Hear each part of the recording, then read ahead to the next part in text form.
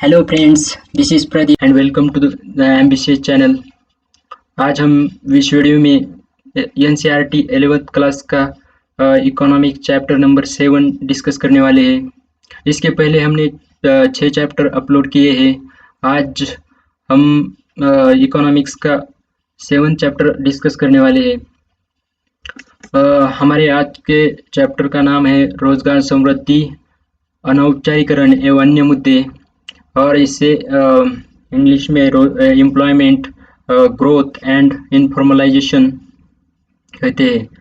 आज इस वीडियो में हम क्या क्या पढ़ने वाले देखते हैं। रोजगार विषयक मूल अवधारणाओं को समझेंगे जो आर्थिक गतिविधियों, मजदूर, श्रम शक्ति और बेरोजगारी से संबंधित है। विभिन्न क्षेत्रों की आर्थिक गतिविधियों में पुरुषों और महिलाओं की भागीदारी के स्वरूप से परिचित होंगे। बेरोजगारी के स्वरूप और विस्तार को जान पाएंगे। देश के विभिन्न भागों और क्षेत्रों में रोजगार के अवसरों का सृजन करने के लिए सरकार द्वारा उठाए गए कदमों का मूल्यांकन करने योग्य हो पाएंगे।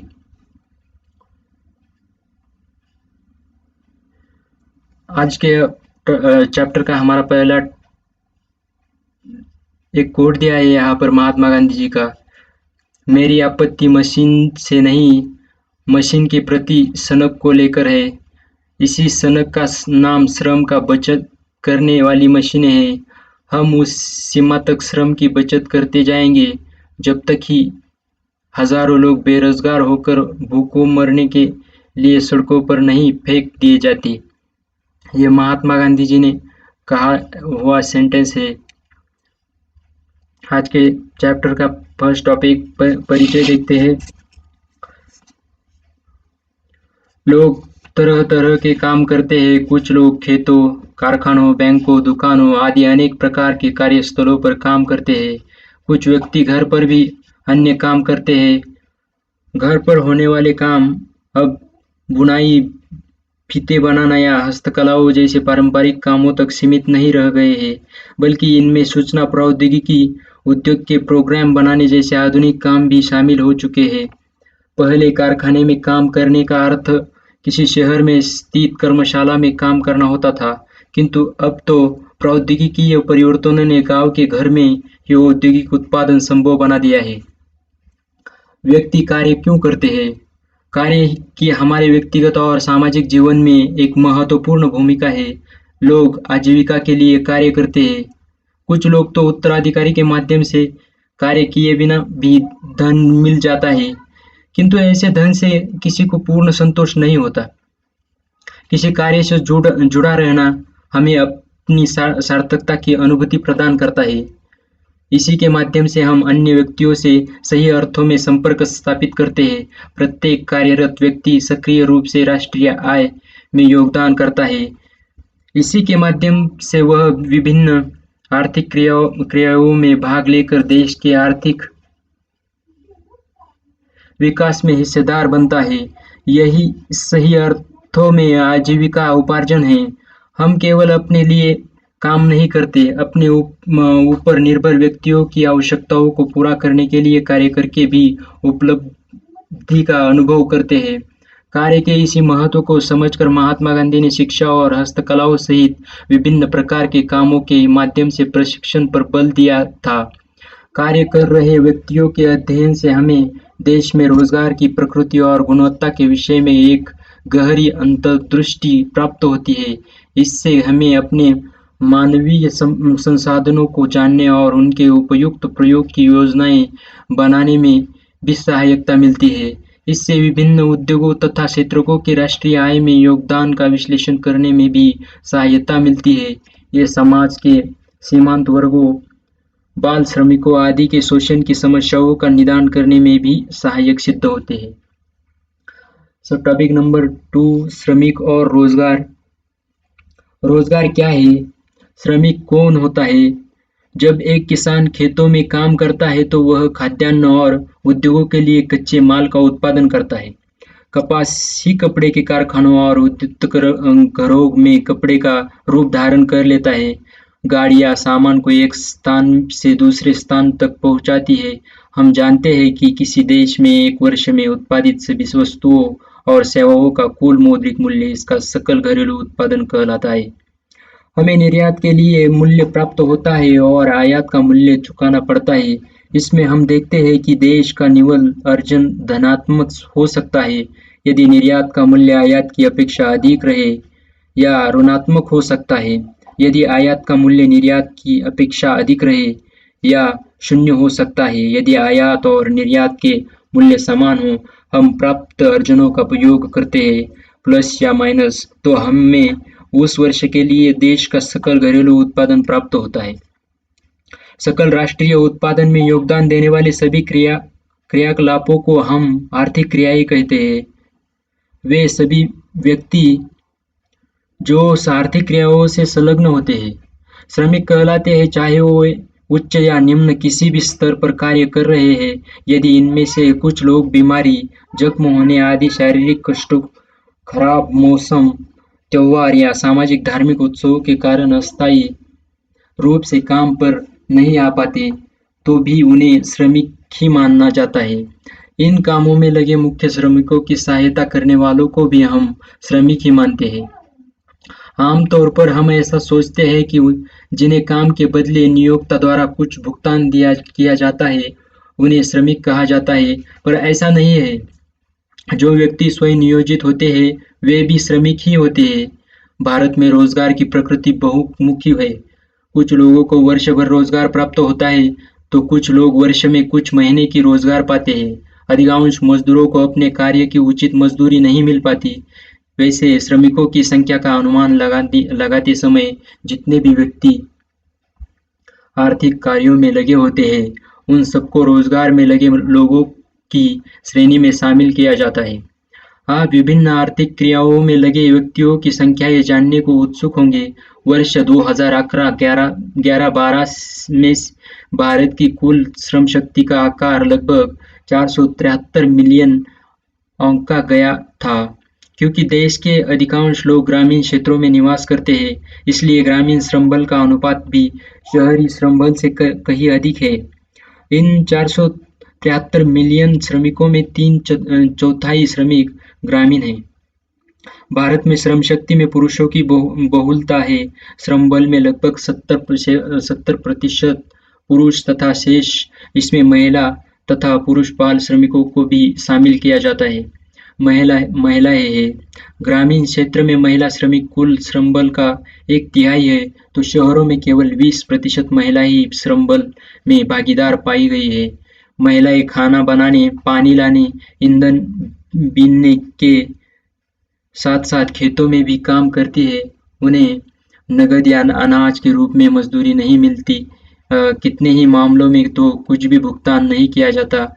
इसी कारण इस महिलाओं को श्रमिक वर्ग में भी शामिल नहीं किया जाता। अर्थशास्त्रियों का आग्रह है कि इन महिलाओं को भी श्रमिक ही माना जाना चाहिए। सब टॉपिक तीसरा, लोगों की रोजगार में भागीदारी। श्रमिक जनसंख्या अनुपात, जिसका प्रयोग देश में रोजगार की स्थिति के विश्लेषण के लिए सूचक के रूप में किया जाता है, यह जानने में सहायक है कि जनसंख्या का कितना अनुपात वस्तुओं और सेवाओं के उत्पादन में सक्रिय रूप से योगदान दे रहा है। यदि यह अनुपात अधिक है, तो इसका तात्पर्य है जनता की काम में भागीदारी अधिक होगी। यदि यह अनुपात मध्यम या कम हो, तो इसका अर्थ होगा कि देश की जनसंख्या का बहुत अधिक अनुपात प्रत्यक्ष रूप से आर्थिक क्रियाओं में संलग्न नहीं है। यहाँ पर एक चार्ट दिखाया है भारत में कार्यकर्ता जनसंख्या अनुपात 2011 से 12 का। कार्यकर्ता जनसंख्या अनुपात, लिंग पुरुष, स्त्री, संपूर्ण ग्रामीण, शहरी। पुरुषों 54.4%, 54 ग्रामीण 54.3%, शहरी 54.6%, स्त्री 21.9%, 24.8%, ग्रामीण, शहरी 14.7%। कुल मिलाकर 38.6, ग्रामीण 39.9, शहरी 35.5। आपने जनसंख्या शब्द का अर्थ तो पिछली कक्षाओं में पढ़ लिया होगा। जनसंख्या शब्द का अभिप्राय किसी क्षेत्र विशेष में किसी समय विशेष पर रह रहे व्यक्तियों की कुल संख्या से है। यदि भारत के श्रमिक जनसंख्या अनुपात का आकलन करना चाहे, तो हमें भारत में कार्य कर रहे सभी श्रमिकों की संख्या को देश की जनसंख्या से भाग कर उन्हें 100 से गुणा करना होगा। इस प्रकार हमें श्रमिक जनसंख्या अनुपात ज्ञात हो जाएगा। सारणी 7.1 भारत में विभिन्न आर्थिक क्रियाओं में लोगों की भागीदारी के विभिन्न स्तरों को स्पष्ट कर रही है। भारत में प्रत्येक 100 व्यक्तियों में से लगभग 39 श्रमिक है। शहरी क्षेत्रों में यह अनुपात 36 है, जबकि ग्रामीण भारत में यह अनुपात लगभग 40 है। ऐसा अंतर क्यों है? ग्रामीण क्षेत्रों में उच्च आय के अवसर सीमित है, इसी कारण रोजगार बाजार में उनकी भागीदारी अधिक है। अधिकांश व्यक्ति स्कूल, महाविद्यालय या किसी प्रशिक्षण संस्था में नहीं जा पाते। यदि कुछ जाते भी हैं, तो वे बीच में ही छोड़कर श्रम शक्ति में शामिल हो जाते हैं। शहरी क्षेत्रों में एक बड़ा भाग विभिन्न शैक्षणिक संस्थाओं में अध्ययन कर सकने में सक्षम है। शहरी जन समुदाय को रोजगार के भी विविधतापूर्ण अवसर सुलभ हो जाते हैं। वे अपनी शिक्षा और योग्यता के अनुरूप रोजगार की तलाश में रहते हैं, किंतु ग्रामीण क्षेत्र के लोग घर पर नहीं बैठ सकते, क्योंकि उनकी आर्थिक दशा उन्हें ऐसा नहीं करने देती। शहरी और ग्रामीण दोनों ही वर्गों में पुरुषों की श्रम शक्ति भागीदारी महिलाओं की तुलना में अधिक है। शहरी क्षेत्रों में तो पुरुष और महिला भागीदारी का अंतर बहुत ही बड़ा है। केवल 15% शहरी महिलाएं ही किसी आर्थिक कार्य में व्यस्त दिखाई दे रही है, किंतु ग्रामीण क्षेत्रों की महिलाओं की रोजगार बाजार में भागीदारी 25% आंकी गई। महिलाएं सामान्य और विशेष रूप से शहरों में काम क्यों नहीं कर रही है? यह बात देखने में आई है कि जहाँ कहीं भी पुरुष पर्याप्त रूप से उच्च आय अर्जित करने में सफल रहे हैं, परिवार की महिलाओं को घर से बाहर रोजगार प्राप्त करने से प्राय निरुत्साहित किया जाता है। हमने पहले भी कहा है कि महिलाओं द्वारा परिवार के लिए किए गए अनेक कार्यों का आर्थिक या उत्पादन कार्य ही नहीं माना जाता। कार्य या रोजगार की यह संकीर्ण परिभाषा देश में महिला वर्ग की श्रम बल में भागीदारी को नहीं मानती, तथा इसलिए देश में महिला श्रमिकों की संख्या को कम आंका जाता है। जरा सोचकर देखिए कि घर के भीतर और खेतों में महिलाएं कितने ऐसे काम करती है जिनका उन्हें कोई भुगतान ही किया नहीं जाता। चूंकि वे परिवार तथा खेतों की रख-रखाव में निश्चित रूप से योगदान देती है, क्या आपको नहीं नहीं लगता कि उनकी संख्या भी महिला श्रमिकों में सम्मिलित की जानी चाहिए? चौथा पॉइंट, स्वनियोजित तथा भाड़े के श्रमिक। श्रमिक जनसंख्या अनुपात समाज में श्रमिकों की स्थिति और कार्य की दशाओं के विषय में भी कुछ जानकारी देता है। यदि किसी उद्यम में श्रमिक के स्तर या पद की जानकारी मिल सके, तो निश्चय ही देश में रोजगार की गुणवत्ता आयामों की जानकारी प्राप्त करना संभव होगा। इससे हम यह भी जान सकेंगे कि श्रमिक का अपने काम से कितना लगाव है और अपने सहकर्मियों तथा उद्यम के प्रति उसके अधिकार क्या है। आइए निर्माण उद्योग के 3 कर्मियों की तुलना करें। एक सीमेंट की दुकान का स्वामी है, दूसरा निर्माण मजदूर है, तो तीसरा निर्माण करने वाला कंपनी का एक सिविल इंजीनियर है। इन तीनों के पद अथवा प्रतिष्ठा में अंतर है, जिन्हें विभिन्न नामों से भी संबोधित किया जाता है। जो अपने उद्यम के स्वामी और संचालक है, उन्हें स्वनियोजित कहा जाता है। इस प्रकार सीमेंट की दुकान का स्वामी स्वनियोजित है। भारत का लगभग आधा श्रम बल इसी श्रेणी में आता है। निर्माण मजदूर अनियत मजदूर वाले श्रमिक कहलाते हैं। यह भारत की श्रम शक्ति का 35% है। ऐसे ही मजदूर अन्य लोगों के खेतों में अनियत रूप से कार्य करते हैं और उसके बदले में पारिश्रमिक प्राप्त करते हैं। निर्माण कंपनी के अभियंता के रूप में काम कर रहे व्यक्ति श्रम शक्ति का मात्र 16% ही है, जबकि किसी श्रमिक को कोई व्यक्ति या उद्यम नियमित रूप से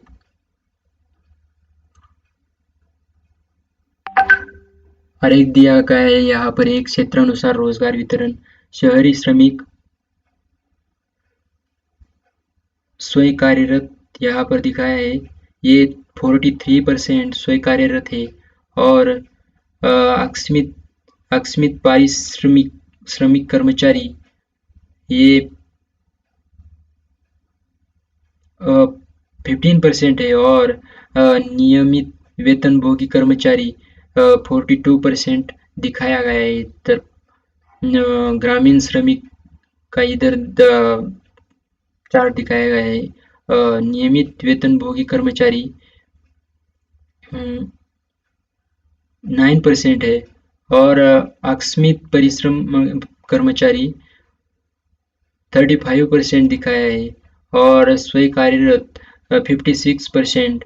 ग्रामीण क्षेत्रों में स्वयं कार्यरत रोजगार जो है वो ज़्यादा बहुत ही ज़्यादा है एज कम्पेयर टू द शहरी श्रमिक। यहाँ पर ये सोर्स दिया है, ये किधर से लिया गया है। काम पर रख उसे मजदूरी वेतन देते हैं तो वह श्रमिक नियमित वेतनभोगी कर्मचारी कहलाता है। चित्र 7.1 को ध्यान से देखिए। इससे दोनों ही चित्रों से पता चल रहा है कि भारत में पुरुष और महिला श्रमिकों के 50% से अधिक तो स्वरोजगारी वर्ग में ही आते हैं। अंततः स्वरोजगार ही देश की आजीविका का सबसे प्रमुख स्रोत है। अनियत मजदूरी कार्य पुरुषों और महिलाओं के लिए रोजगार का दूसरा प्रमुख स्रोत है। इस अनियत रोजगार में महिलाओं का अंश 37% पुरुषों से अधिक पाया गया है। नियमित वेतनभोगी रोजगार धारियों में पुरुष अधिक अनुपात में लगे हुए हैं। देश के 20% पुरुष नियमित वेतनभोगी है और इस वर्ग में केवल 13% महिलाएं हैं। महिलाओं के इस न्यून अंश का एक कारण कौशल स्तर में अंतर हो सकता है। नियमित वेतन वाले कार्यों में अपेक्षाकृत उच्च कौशल और शिक्षा के स्तर की आवश्यकता होती है। संभवतः इसके अभाव के कारण ही अधिक अनुपात में महिलाओं को रोजगार नहीं मिल पा रहा हो। यदि ग्रामीण और शहरी श्रमबल के वितरण की तुलना करें तो चार्ट 7.2 के अनुसार हमें ज्ञात होता है कि अनियत मजदूर पाने वाले श्रमिक स्वनियोजित तथा ग्रामीण क्षेत्रों में शहरी क्षेत्रों की अपेक्षा अधिक है। शहरों में स्वनियोजित और अनियमित वेतन वाले रोजगार की संख्या अधिक है। गांवों में अधिकांश ग्रामीण अपनी जमीन के टुकड़ों पर निर्भर है जो स्वतंत्र रूप से खेती करते हैं। अंततः स्वनियोजित में उनकी भागीदारी अधिक है। शहरी क्षेत्रों में काम का स्वरूप भी अलग होता है। हर व्यक्ति कारखाना, दुकान और कार्यालयों का संचालन नहीं हो सकता। इसके अतिरिक्त शहरी उद्यमों में नियमित रूप से श्रमिकों की आवश्यकता होती है। सब टॉपिक भाइयों, फर्मों, कामगारों, कारखानों तथा कार्यालयों में रोजगार।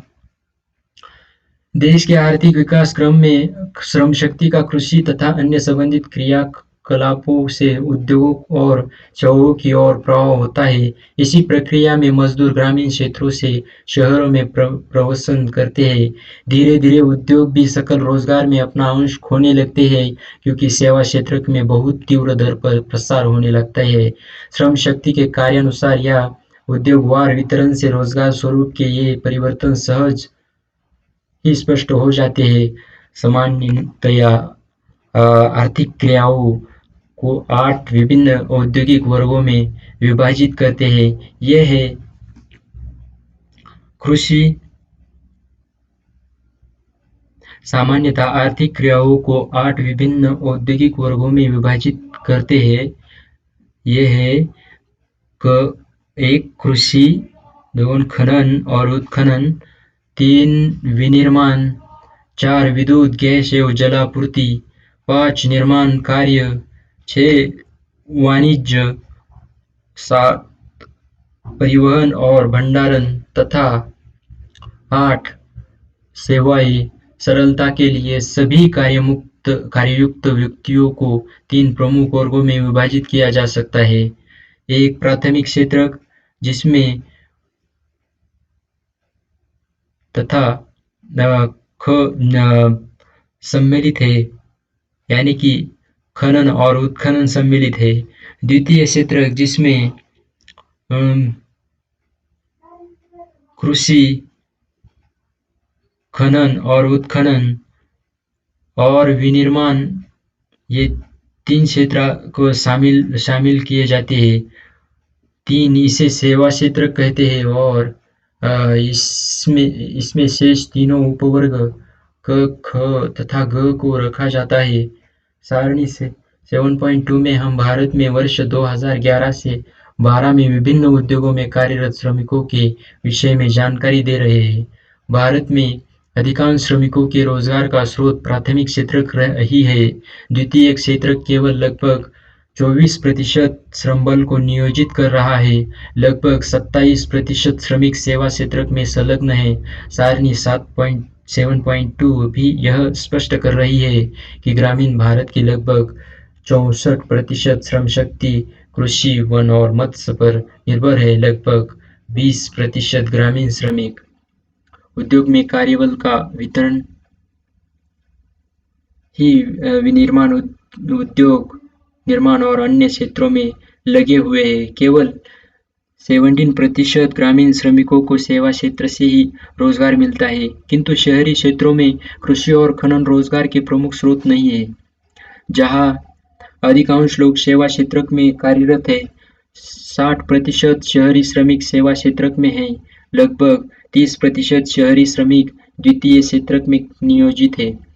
यद्यपि प्राथमिक क्षेत्र में पुरुष और महिला दोनों ही प्रकार की श्रमिक संकेंद्रित है,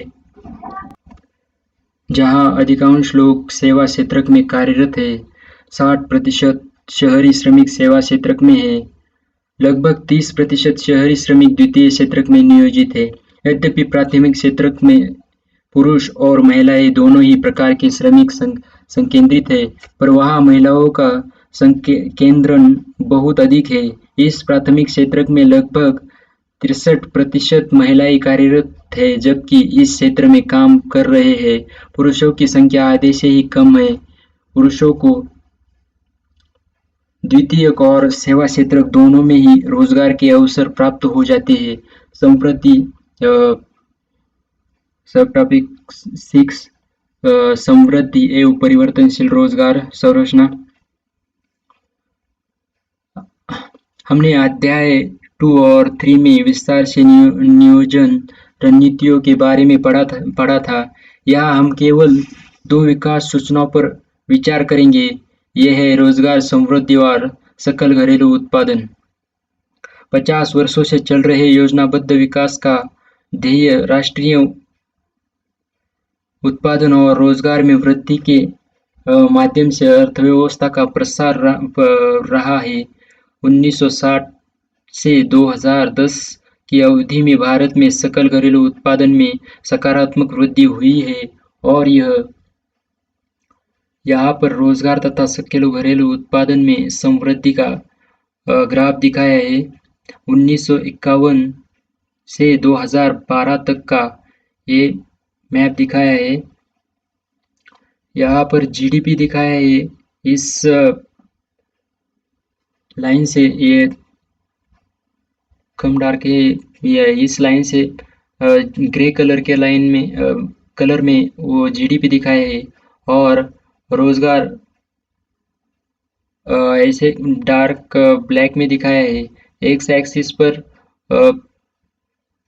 वार्षिक औसत समृद्धि दर दिया है और वाई एक्सिस पर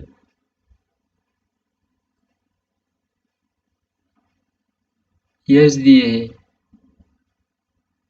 एक्स एक्सिस पर ईयर्स दिए है, वाई एक्सिस पर वार्षिक औसत समृद्धि दर दिए है।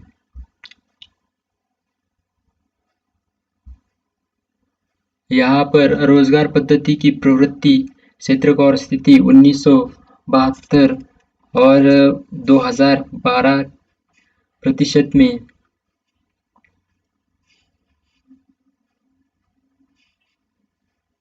प्राथमिक क्षेत्र, द्वितीय क्षेत्र, सेवा क्षेत्र इधर दिया है, आप पढ़ लीजिए। ऐसा ये सब पढ़ने से हमारा वीडियो बहुत बड़ा हो जाएगा, इसलिए हम सीधा इम्पोर्टेंस पॉइंट्स पे कंसंट्रेट करते हैं। संवृद्धि दर रोजगार वृद्धि दर से अधिक रही है, किंतु सकल घरेलू उत्पादन की वृद्धि दर में कुछ उतार चढ़ाव भी आते आते रहे हैं। पर इस अवधि में रोजगार की वृद्धि लगभग 2% बनी रही। ऊपर वाले चार्ट में दिखाया है 1990 के दशक के अंतिम वर्षों में एक अन्य चिंताजनक घटनाक्रम की ओर भी इंगित कर रहा है। रोजगार वृद्धि दर कम होकर उसी स्तर पर पहुंच गए जहां से योजना काल के प्रारंभिक चरणों में थी। इन्हीं वर्षों के दौरान हम सकल घरेलू उत्पादन और रोजगार की वृद्धि दरों के बीच काफी बड़ा अंतर पाते हैं। इसका अर्थ यह है कि हम भारतीय अर्थव्यवस्था में रोजगार सृजन के बिना ही अधिक वस्तुओं और सेवाओं का उत्पादन करने में सक्षम रहे हैं। इस परिघटना को विद्वान रोजगारहीन समृद्धि का नाम दे रहे हैं।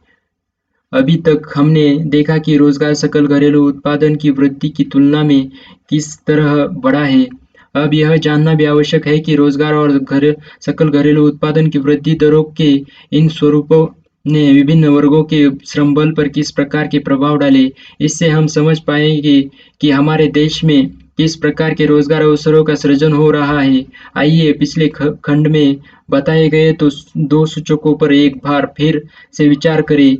यह सूचक है विभिन्न उद्योगों में लोगों को मिले रोजगार तथा उनकी स्थितियां। हम जानते हैं कि भारत कृषि प्रधान देश है। जनसंख्या का बहुत बड़ा भाग ग्रामीण क्षेत्रों में बसा है और यह अपनी मुख्य आजीविका के लिए कृषि कृषि पर निर्भर है। भारत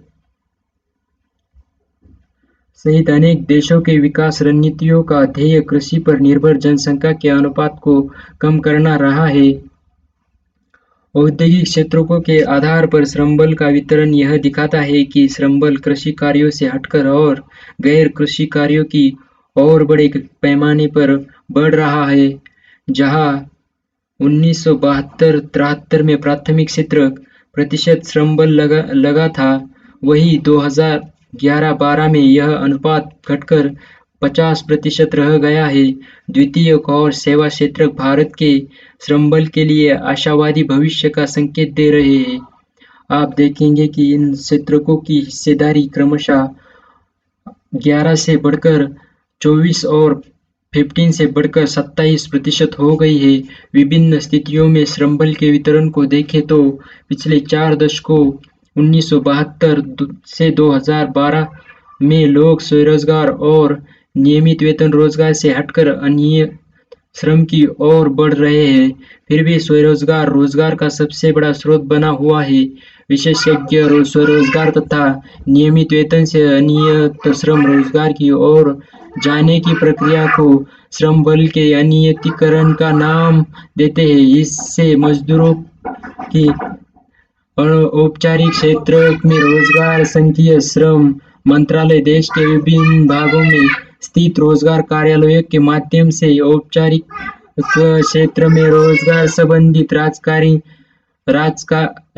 एकत्र करता है।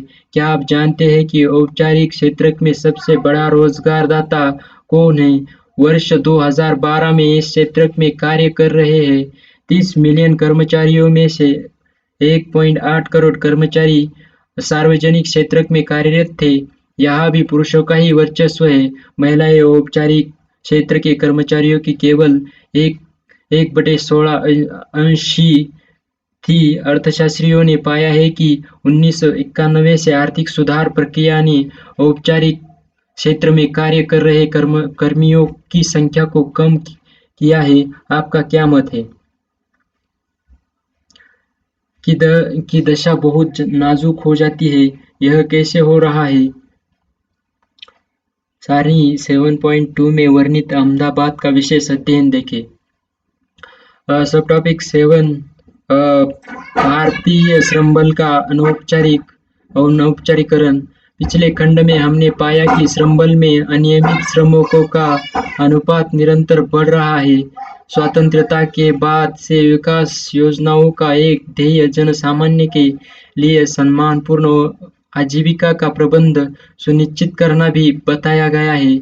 यह कहा गया कि औद्योगिकरण की रणनीति कृषि से अतिरिक्त श्रमिकों को उद्योगों में आकर्षित कर उन्हें विकसित देशों की भांति उच्च जीवन स्तर सुलभ कराएगी, किंतु हम यह पिछले अनुभाग में देख ही चुके हैं कि योजनाबद्ध विकास के 55 वर्ष बाद भी देश के श्रमबल के आधे से अधिक सदस्यों के लिए कृषि की अर्थशास्त्रियों का यह भी तर्क है कि अनेक वर्षों से रोजगार की गुणवत्ता में निरंतर ह्रास हो रहा है। आखिर 10 से 20 वर्षों तक काम कर चुके न जाने कितने ही श्रमिक मातृत्व लाभ, भविष्य निधि, ग्रेच्युटी और पेंशन आदि से वंचित क्यों रह जाते हैं। निजी क्षेत्र में कार्य करने वाला व्यक्ति सार्वजनिक क्षेत्र में उसी काम को करने वाले से कम वेतन क्यों पाता है। सड़कों के किनारे दुकानदारी, अनौपचारिक क्षेत्र में बढ़ती विविधता। यहाँ पर ये चित्र दिखाया गया है। आपको यह भी जानकारी होनी चाहिए कि भारत के सकल श्रमबल के बहुत छोटे से वर्ग को ही नियमित आय मिल पा रही है। सरकार श्रम कानूनों के द्वारा उन्हें अपने अधिकारों की रक्षा करने में समर्थ बनाती है। यही वर्ग अपने श्रमिक संघों को गठित कर रोजगारदाताओं से बेहतर मजदूरी और अन्य सामाजिक सुरक्षा उपायों के लिए सौदेबाजी भी करते हैं। ये कौन लोग हैं? इसी प्रश्न का उत्तर जानने के लिए हम श्रमबल, औपचारिक तथा अनौपचारिक क्षेत्रों में श्रमिक 2009 से 2012 का ये डेटा दिया है यहाँ पर। वाई एक्सिस और एक्स एक्सिस पर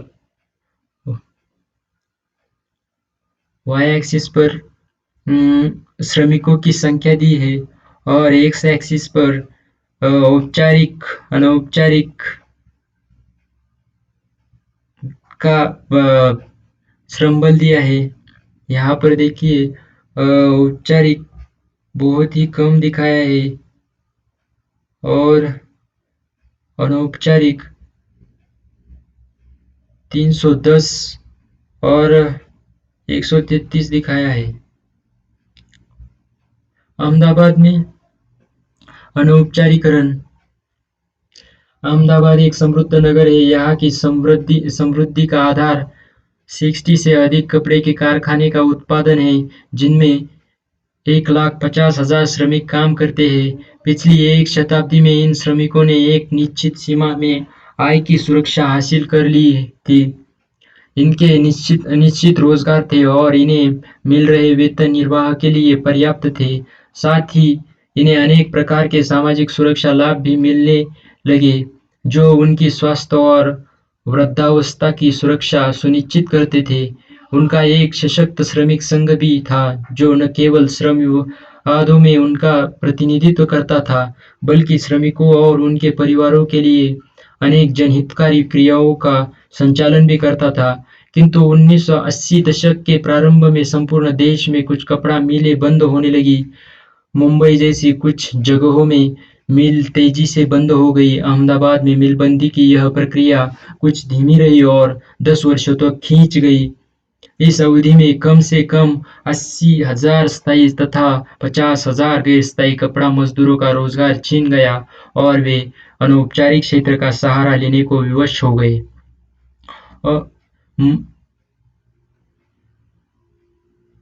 इन्हीं परिस्थितियों में नगर में आर्थिक मंदी और जन आक्रोश के साथ साथ सांप्रदायिक दंगे भी भड़क उठे। श्रमिकों के एक पूरे वर्ग को मध्यम वर्गीय सुरक्षित जीवन शैली से उखाड़कर अनौपचारिक क्षेत्र की निर्धनता झेलने के लिए छोड़ दिया गया। कितने ही कपड़ा श्रमिक शराब की लत के सहारे अपने कष्ट भुलाने प्रयास करने लगे। कुछ ने शराब के माध्यम से आत्महत्या का रास्ता चुना और कितने ही परिवारों को बच्चों की शिक्षा अधूरी रोककर उन्हें भी काम की तलाश के लिए भेजना पड़ा। स्रोत: informal economic at centre stage news. औपचारिक तथा अनौपचारिक वर्गों में विभाजित कर रहे हैं। इन्हीं को संगठित और असंगठित क्षेत्र भी कहा जाता है। सभी सार्वजनिक क्षेत्र प्रतिष्ठान तथा 10 या अधिक कर्मचारियों को रोजगार देने वाले निजी क्षेत्र प्रतिष्ठान संगठित क्षेत्र माने जाते हैं। इन प्रतिष्ठानों में काम करने वालों को संगठित क्षेत्र के कर्मचारी कहा जाता है। अन्य सभी उद्यम और उद्यम में कार्य कर रहे श्रमिक मिलकर अनौपचारिक क्षेत्र की रचना करते हैं। इस प्रकार इस अनौपचारिक क्षेत्र में करोड़ों किसान, कृषि श्रमिक, छोटे-छोटे काम-धंधे चलाने वाले और उनके कर्मचारी तथा सभी स्वनियोजित व्यक्ति जिनके पास भाड़े का श्रमिक नहीं है, सम्मिलित है। इसमें सभी गैर कृषि दैनिक वेतनभोगी मजदूर जैसे विनिर्माण मजदूर तथा सिर पर बोझा ढोने वाले मजदूर जो एक से अधिक नियोक्ता के लिए कार्य करते हैं, उन्हें भी शामिल किया जाता है। सामाजिक सुरक्षा व्यवस्था के लाभ संगठित क्षेत्र के कर्मचारियों को मिलते हैं। इनकी कमाई भी असंगठित क्षेत्र के कर्मचारियों से अधिक होती है।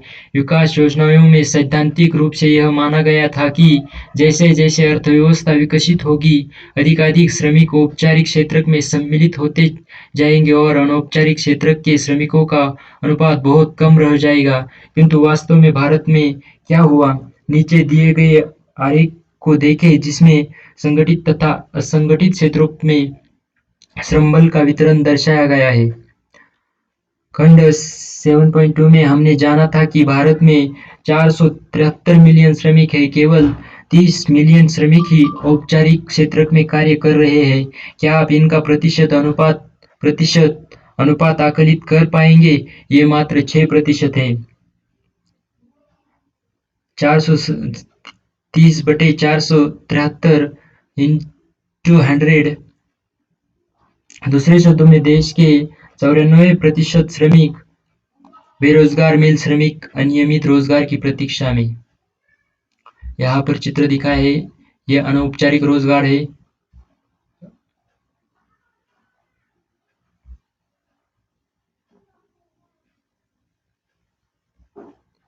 यहाँ पर गन्ने की कटाई करने वालों का चित्र दिया है। गन्ने की कटाई करने वाले मजदूर कृषि श्रमिकों में प्रचंड बेरोजगारी आम होती है। अनौपचारिक क्षेत्र में काम कर रहे हैं। यही नहीं, औपचारिक क्षेत्र के श्रमिकों में महिलाओं की संख्या केवल 6 मिलियन अर्थात 20%, 30/6 इंटू 100 मात्र है। आरेख 7.4 देखें। अनौपचारिक क्षेत्र में पुरुषों का अंश कुल श्रमबल का 69% पाया गया है। 1970 के दशक के अंत में भारत सहित अनेक विकासशील देशों ने पाया कि औपचारिक क्षेत्र में रोजगार वृद्धि नहीं हो पा रही, इसलिए उन्होंने अनौपचारिक क्षेत्र पर ध्यान देना आरंभ किया।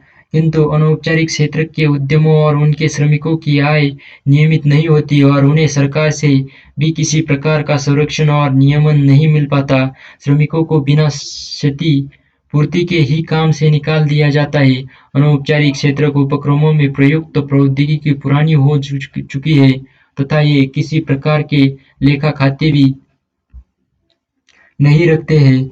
इस क्षेत्र के श्रमिक प्राय गंदी बस्तियों में तथा झुग्गियों में रहते हैं। कुछ समय से अंतर्राष्ट्रीय श्रम संगठन के प्रयासों के फलस्वरूप भारत सरकार ने अनौपचारिक क्षेत्र के आधुनिकीकरण और इस क्षेत्र के कर्मचारियों के लिए सामाजिक सुरक्षा व्यवस्था का प्रावधान किया है। सब टॉपिक 8 बेरोजगारी। आपने समाचार पत्रों में रोजगार की तलाश करते हुए व्यक्तियों को देखा होगा। कुछ लोग अपने मित्रों और सगे संबंधियों के माध्यम से रोजगार तलाशते हैं। कई शहरों में कुछ चुने हुए स्थानों पर ऐसे अनेक लोग खड़े दिखाई दे जाते हैं जिन्हें उस दिन के लिए काम देने वाले की प्रतीक्षा रहती है। कुछ लोग दफ्तरों कारखानों में अपना जीवन वृत्त सौंप कर वहां पता लगा रहे होते हैं कि क्या उनके योग्य कोई स्थान रिक्त है। कई लोग ग्रामीण क्षेत्रों में बाहर जाकर काम के बारे में पूछताछ नहीं करते हैं और घर पर ही बैठे रहते हैं जब उन्हें कोई काम नहीं होता। कुछ व्यक्ति रोजगार कार्यालयों में उनके माध्यम से अनुसूचित रिक्तियों के लिए अपने नाम पंजीकृत कराते हैं। राष्ट्रीय प्रतिदर्श सर्वेक्षण संगठन ने बेरोजगारी को इस प्रकार परिभाषित किया है कि यह वह अवस्था है जिसमें व्यक्ति काम के अभाव के कारण बिना काम के रह जाते हैं।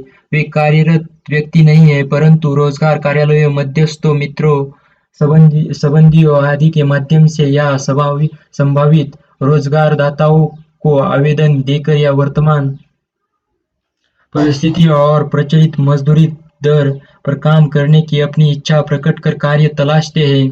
किसी बेरोजगार व्यक्ति की पहचान विभिन्न तरीकों से की जाती है। अर्थशास्त्री उसे रोजगार कहते हैं, जो आधे दिन की अवधि में 1 घंटे का रोजगार भी नहीं पा सकता। भारत में रोजगारी के आंकड़ों के 3 स्रोत हैं: भारत की जनगणना रिपोर्ट, राष्ट्रीय प्रतिदर्श सर्वेक्षण संगठन की रोजगार और बेरोजगार की अवस्था संबंधी रिपोर्ट तथा रोजगार और प्रशिक्षण महानिदेशालय के रोजगार कार्यालयों में पंजीकृत आंकड़े। यद्यपि इन स्रोतों से बेरोजगारी के भिन्न-भिन्न अनुमान किए हैं, ये हमें बेरोजगार के लक्षणों तथा देश में प्रचलित बेरोजगारी के प्रकारों के विषय में जानकारियाँ उपलब्ध कराते हैं। क्या हमारी अर्थव्यवस्था में बेरोजगारी भिन्न-भिन्न प्रकार की है? इस अनुच्छेद के प्रथम गद्यांश में वर्णित स्थिति को खुली बेरोजगारी कहते हैं। भारत के कृषि में फैली बेरोजगारी को अर्थशास्त्री प्रच्छन्न बेरोजगारी कहते हैं। प्रच्छन्न बेरोजगारी क्या होती है? मान लीजिए कि किसी एक किसान के पास 4 एकड़ का भूखंड है और उसे अपने खेत में विभिन्न प्रकार की क्रियाओं को निष्पादित करने में 2 श्रमिकों की आवश्यकता है, किंतु यदि वह अपने परिवार के 5 सदस्यों, पत्नी, बच्चों आदि को कृषि कार्य में लगा ले तो यह स्थिति प्रच्छन्न बेरोजगारी के नाम से जानी जाती है। 1950 के दशक के अंत में किए गए एक अध्ययन के द्वारा भारत में 1/3 कृषि। यहाँ पर एक सुंदर सा चित्र दिया है। बांध निर्माण कार्य में सरकार द्वारा प्रत्यक्ष रोजगार का सृजन होता है। श्रमिकों को प्रच्छन्न रूप से बेरोजगार दिखाया गया था।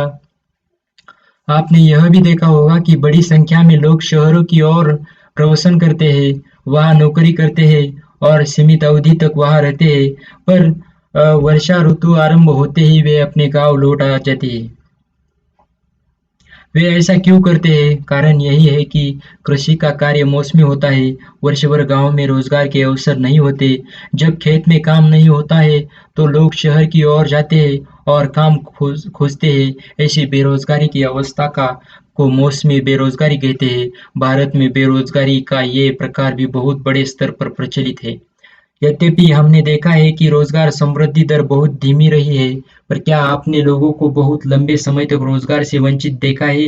विद्वानों का कहना है कि भारत में व्यक्ति बहुत लंबे समय तक पूर्णतः बेरोजगार नहीं बैठे रह पाते, क्योंकि उनकी आर्थिक दशा इतनी निराशाजनक होती है कि कोई भी काम स्वीकार करना पड़ जाता है।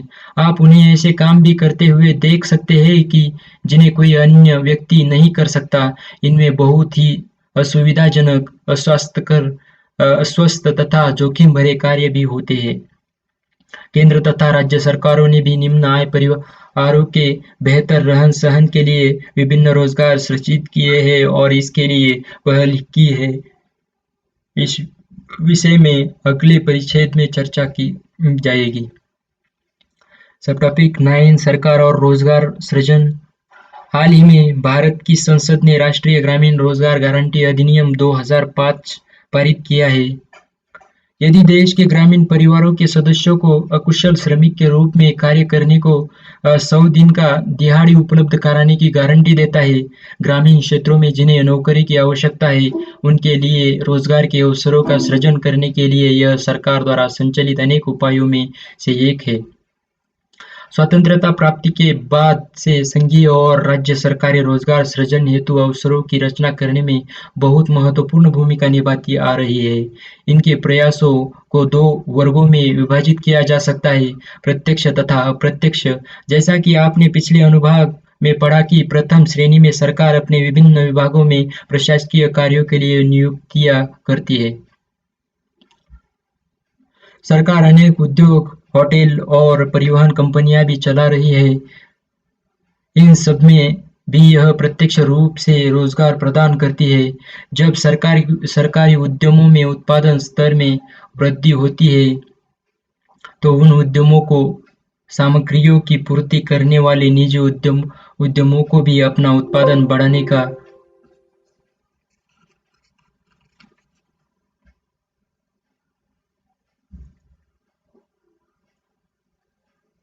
रोजगार प्रदान करता है। जब सरकारी उद्यमों में उत्पादन स्तर में वृद्धि होती है तो उन उद्यमों को सामग्रियों की पूर्ति करने वाले निजी उद्यमों को भी अपना उत्पादन बढ़ाने का अवसर मिलता है।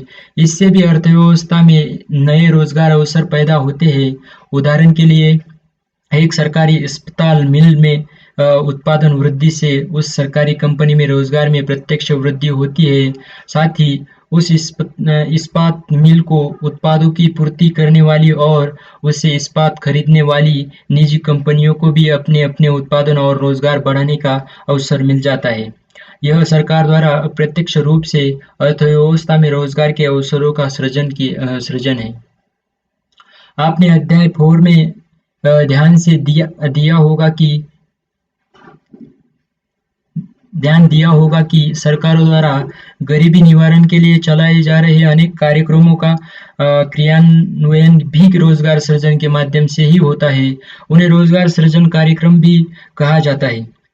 इस तरह के कार्यक्रम केवल रोजगार ही उपलब्ध नहीं करते, इनके सहारे प्राथमिक जन स्वास्थ्य, प्राथमिक शिक्षा, ग्रामीण आवास, ग्रामीण जलापूर्ति, पोषण पोषण, लोगों की आय तथा रोजगार सृजन करने वाली परिसंपत्तियां खरीदने में सहायता, दिहाड़ी रोजगार के सृजन के माध्यम से सामुदायिक परिसंपत्तियों का विकास, गृह और स्वच्छता सुविधाओं का निर्माण, गृह निर्माण के लिए सहायता, ग्रामीण सड़कों का निर्माण और बंजर भूमि आदि के विकास के कार्य पूरे किए जाते हैं। निष्कर्ष सब टॉपिक 10 है, ये लास्ट का सब टॉपिक है इस टॉपिक का। भारत की श्रम बल संरचना में परिवर्तन आ चुका है। सेवा क्षेत्र में रोजगार के नए अवसरों का सृजन हो रहा है। सेवा क्षेत्र का विस्तार तथा इनमें नई प्रौद्योगिकी के प्रादुर्भाव का कारण अब निर्बाध रूप से लघु उद्योग तथा कुछ विशिष्ट उपक्रम तथा विशेषज्ञ श्रमिक ही बहुराष्ट्रीय कंपनियों से प्रतिस्पर्धी में टिक सकते हैं। कार्य की आउटसोर्सिंग एक सामान्य बात हो गई है।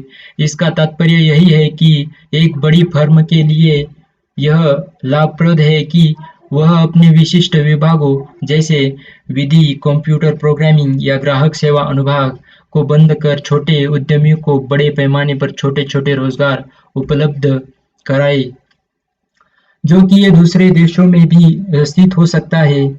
आधुनिक कारखाने की परंपरागत अवधारणा इस प्रकार बदल रही है कि घर की कार्यस्थल में परिवर्तित हो रहे हैं। यह समस्त परिवर्तन व्यक्तिगत श्रमिक के पक्ष में नहीं हो रहा है। श्रमिकों को न्यूनतम सामाजिक सुरक्षा की उपलब्धता के कारण रोजगार का स्वरूप और अधिक अनौपचारिक हो गया है।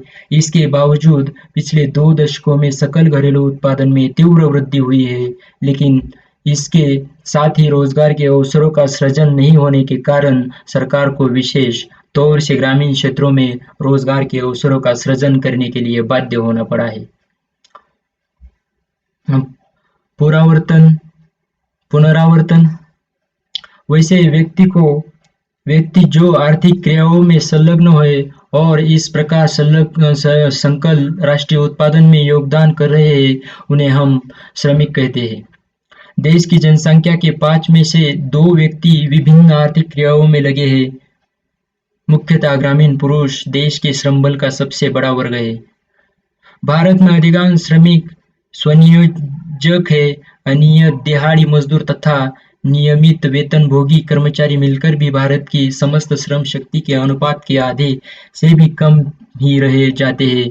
भारत के कुल श्रम बल का लगभग 5 में से 3 श्रमिक कृषि और संबद्ध कार्यों से ही अपनी आजीविका प्राप्त कराते हैं।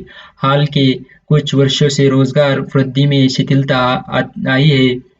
सुधारोपरांत भारत में सेवा क्षेत्र में नए रोजगार के अवसरों का उदय हुआ है।